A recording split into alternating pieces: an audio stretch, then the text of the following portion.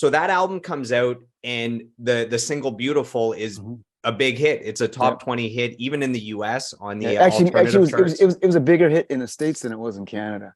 Yeah, because we were, for all intents and purposes, we're an American signed band, so we were kind of presented as a U.S. So that the U.S. was our major market and our influence, our major focus for promoting that album.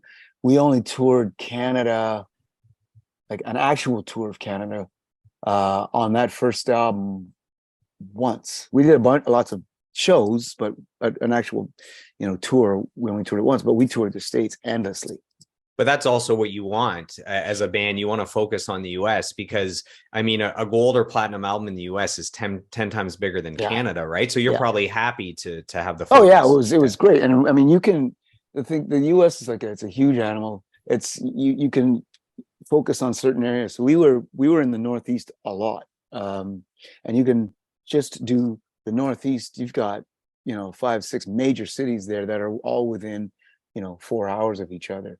And just that alone is more than the population of Canada, right? So, you can drive across Ontario for a day and you're still in Ontario, still in Ontario, yeah. So Canada's, it's a great country, but it is hard. It is a bitch to tour. It's just, you've got to drive 8 hours to get to a population center that's, 6 figures, right? So yeah, and the winters are no fun to traverse, right? Yeah. Just to further your point that the focus was on the US. So when that album and that single comes out, I'm 14 years old, and with I'm in Canada, with the focus being on the US, I actually became aware of the band with the next album, with Sometimes Want to Die, which was really big in Canada as well, right? And I actually thought, to this day, that Sometimes Want to Die was the first single from the second album, and Beautiful, I started hearing it after Sometimes Want to Die. I thought that was the follow-up, just to show the focus was on the US, and then came back to Canada on the next album. Well, and the reason for that is, when Sometimes Want to Die came out, well, the album hadn't even been released yet. I don't think it was just the single was out in advance. Yeah, and the thing is, the song is called Sometimes Want to Die. It got released at maybe August of 2001. You see where I'm going with this?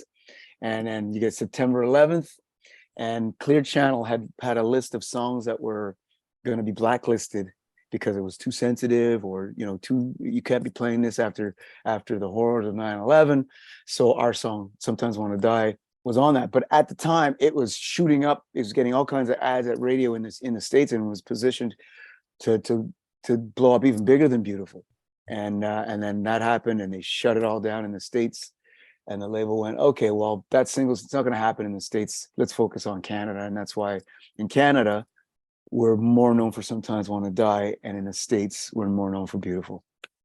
It's wild how, despite, the album is the album, the single's the single, despite that, the factors that come into play that are outside of your control, it's like you provided the hit single, and then suddenly there's the once in a lifetime 9/11 that you can't, it has nothing to do with you.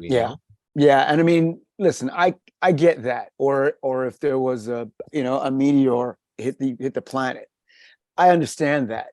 What frustrates me is when it's people that are, in your circle, be it the label or management, when it's that which you can control, or they can control that. I can't control a meteor hitting the planet, or an earthquake, or a volcano, or 9/11.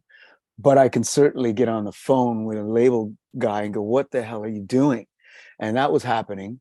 Beautiful was supposed to be in that movie American Beauty. Oh wow, that would be big. Mendez, the director, called us up personally. He goes, I've heard your song on the radio.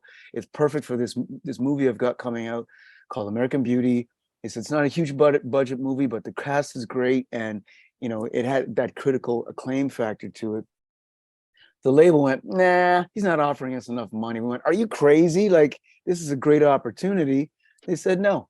Turns out It wins 11 Oscars, biggest selling soundtrack at the time. But that's the label going, nah. So when you're talking about the frustrations of things beyond your control, there's a perfect example. That wasn't a meteorite. That wasn't 9/11. That's some guy that's got too human much error pride right there. going, yeah, I don't see it, right? And you're going, are you stupid? And it was such a beautiful and creative and artistic movie, right? It It's was. considered one of the greatest of all times. I couldn't go see it for years. I did not go see it because I couldn't bring myself to see it. Yeah. You know? Oh man, that's tough. So Beautiful comes out, big hit in the US. Yeah.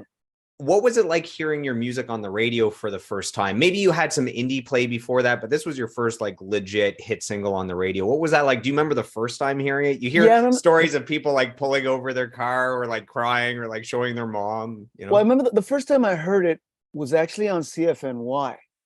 But we knew it was going to happen. So, I mean, it was cool and I dug that, but I knew it was coming.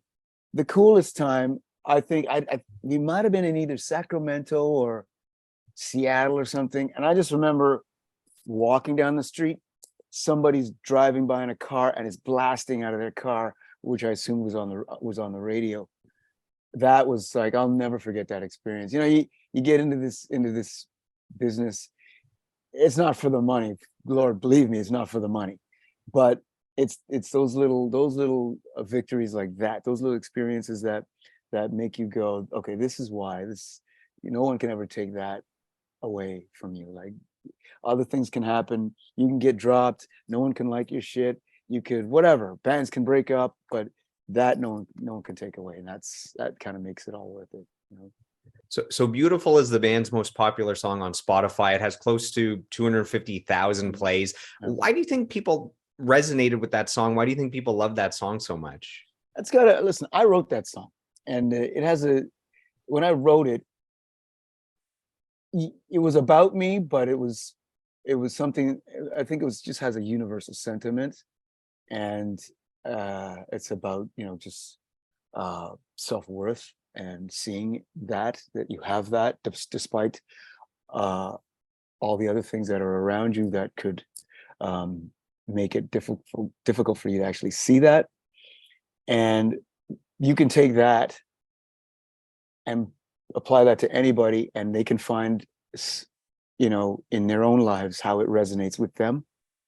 And I've had people, tell me that, it saved their life. There was a guy who was like, I was going to commit suicide and I heard that song and it changed my mind and it changed the way that I see myself. And he wanted to thank me for that, again, these are the things that make you go, this is why I do what I do.